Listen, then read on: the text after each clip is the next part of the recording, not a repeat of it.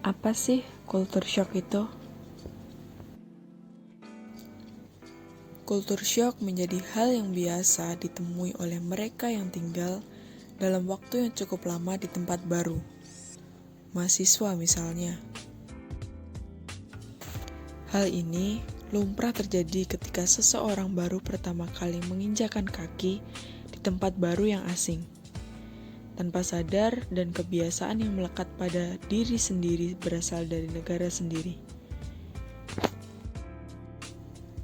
Oleh karena itu, ketika memasuki lingkungan baru, kita menyadari bahwa beberapa hal adalah berbeda dan kita harus belajar menyesuaikan diri. Misalnya saja, keadaan lingkungan seperti kampus dan kelas yang tidak sesuai harapan dapat menjadi salah satu faktor penyebab timbulnya gejala culture shock. Sebelum mengantisipasi, yuk kenali beberapa bentuk culture shock sehingga kita dapat mengenalinya. The honeymoon phase. Tahapan ini adalah tahapan yang hampir selalu terjadi pada saat pertama kali sampai di lokasi.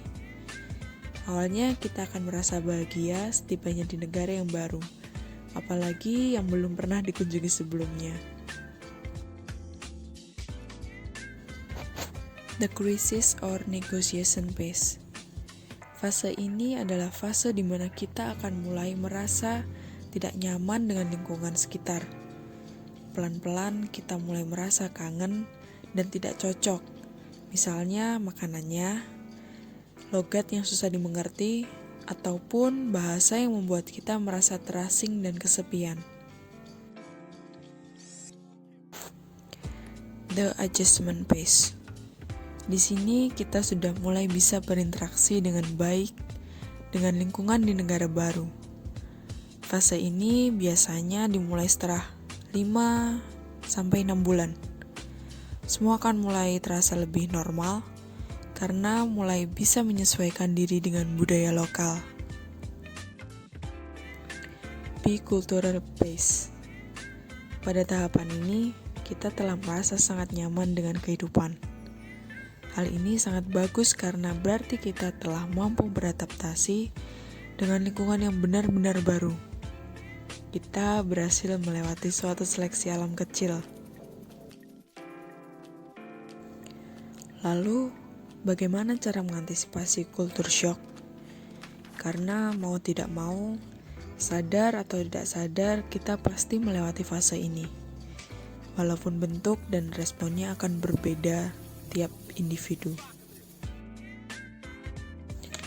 Beberapa cara yang dapat dilakukan yaitu mencari tahu segala informasi mengenai tempat tujuan kuliah, tambah wawasan dengan banyak mencari tahu di internet, bertanya pada teman atau kenalan yang pernah belajar di tempat yang sama, banyak membaca buku-buku, dan jangan menaruh harapan besar. Selain itu, penting untuk mempelajari kebiasaan sehari-hari penduduk lokal, karena kebiasaan kita belum tentu sama. Dan juga terus update berita lokal, berita-berita yang lain yang bisa menjadi bahan pembicaraan yang menarik untuk memulai pembicaraan. Aktif di kampus benar-benar ampuh untuk bisa bersosialisasi dan beradaptasi dengan lingkungan baru. Apalagi jika kegiatan di kampus itu merupakan hobi, jadi sekalian untuk mengisi waktu luang yang menyenangkan.